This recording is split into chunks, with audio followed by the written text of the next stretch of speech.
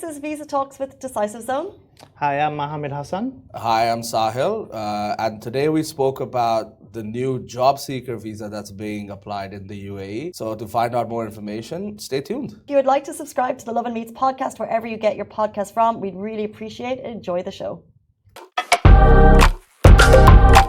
Hey guys, welcome back to the Lovin Dubai show. Have you ever wondered what the legal steps are when accepting a job offer in the UAE, especially if you're on a visit visa? Today we're joined by Sahil and Mohammed from Decisive Zone, who will guide us through the do's and don'ts of starting work before your visa and work permit are finalized, if that's even allowed. Welcome to the show. Thank you so much for being here. Nice to be here. We're happy. Happy Tuesday, Decisive Zone. Let's jump into jobs in Dubai. What is a job seeker visa? I didn't even know we had one. I mean, we did. I think we spoke about it a couple of weeks back.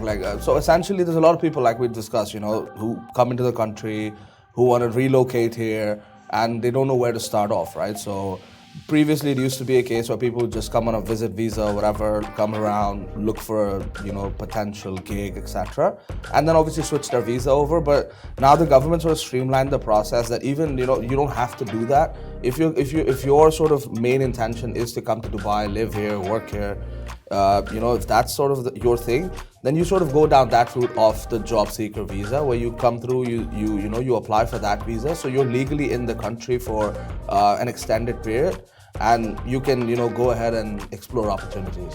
I think the major thing is it's in line with the goal of 2040, where every area is improving. They're trying to widen Dubai, but at the same time, they're trying to give people the opportunity to come in lawfully, find employment, and at the same time, do it comfortably, if that makes sense. Mm-hmm. There's no strain of timeline. They can do it at the freedom if they want. I can go through a couple of more things in terms of they can have it for 60 days, they can have it for 90 days, they can have it for 120 days. Wow. So it all depends how much time you've got to come and actually search for that role. So what that allows you to do is have that flexibility, and there's no rush here. It allows you to find the right opportunity rather than just taking any opportunity, if that makes sense. I had heard of it, but I'm glad that we're going into the details, because I think it's such an amazing opportunity for people, and the fact that it goes up to 120 days. Exactly. What are the requirements? Is it nationality, age, qualifications, for example? So in terms of categories, there's a few different categories. It comes into whether you're skilled in certain categories 1, 2 and 3, but it also matters if you've got a degree. That's a sort of another category. The degree has to be, you've had to have had it in the last 2 years, and then you can qualify for a job seeker visa in Dubai. So mainly for the youth. That's it. In terms of the degree sense, but there's other people who don't have a degree that can also qualify for the job seeker visa as well at the same time. In terms of documents, it's sort of basic documents. If you're going for the skilled part, if you're going for the degree part, it's more sort of your CV, cover letter, bachelor's degree attested, that sort of thing. And obviously proof of funds, right? Because they want to know that you're going to come to Dubai and look for a job, but also have the funds to look after yourself while you're here. And how much, I guess, do you need in your account to... So it's around 3,000 dirhams, but nothing crazy. But it depends on what type of stay you're staying for as well. 60 days, 90 days, 120 days. Obviously, the timeline dictates how much funds you're going to need to survive in Dubai. And 60, 90, 120, that seems like a very fair amount of time by the government. If I get to the 120 and I'm nearly there, is there any kind of leeway or flexibility on another job seeker visa, or how does that work? So what can happen is you can renew the job seeker visa. You can get another 120 days, another 90 days, another 60 days.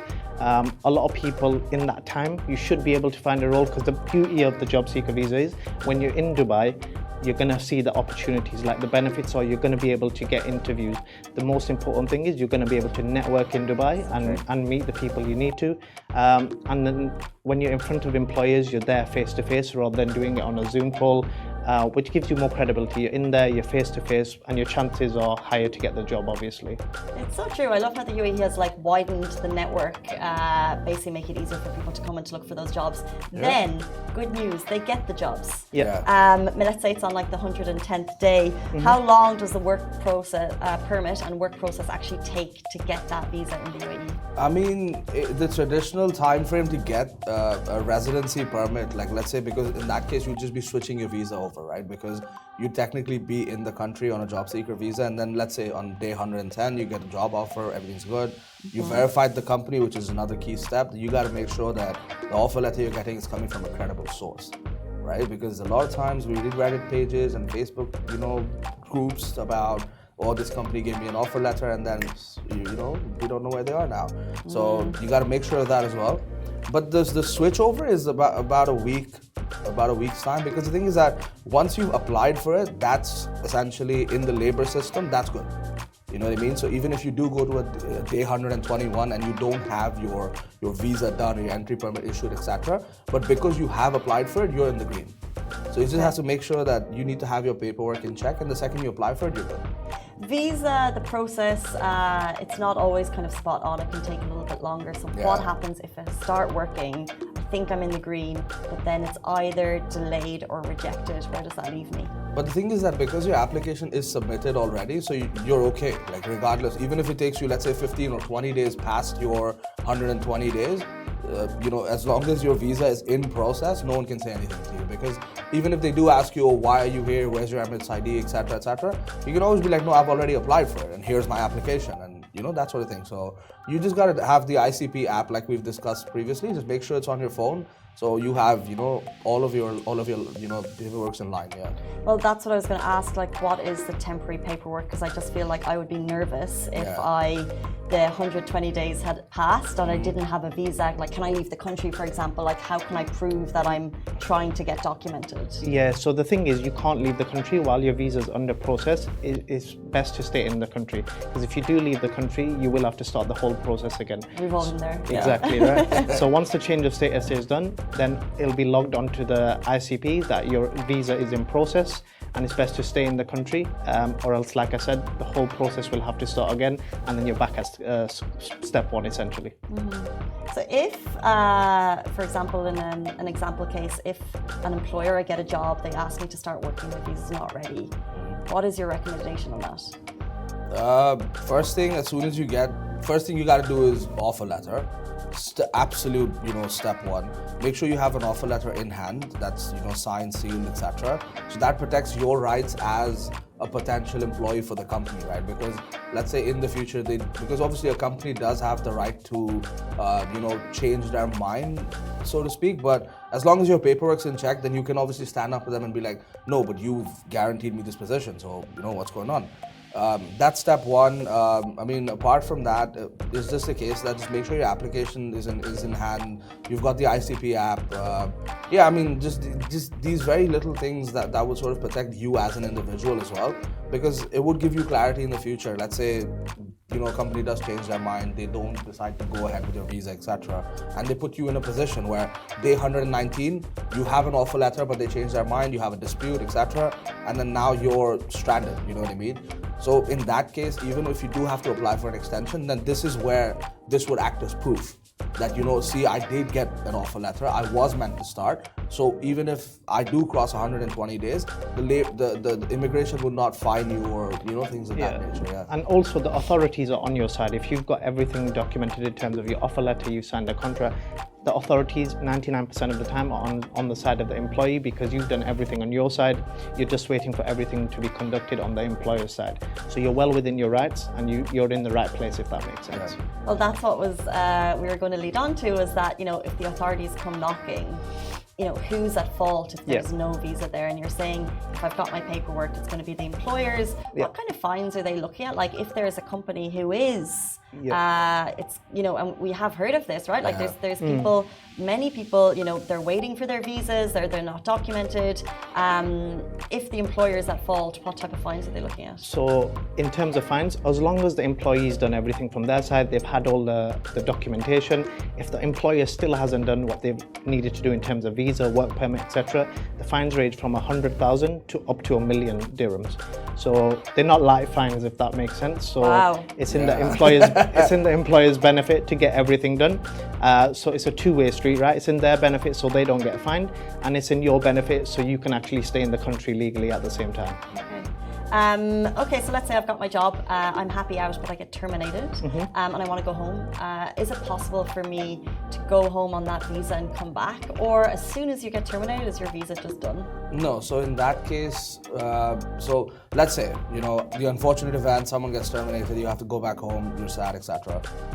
Okay, I didn't make it sound that bad, but anyway, in that sort of a scenario, it is a case that the second you are terminated, the employer has up to 30 days to cancel your visa, and then you have to exit the country, right? So traditionally, employers prefer to get the cancellation done as soon as possible, because that sort of streamlines the rest of the process of handovers and different things that do come with different companies, etc., and processes and all of that.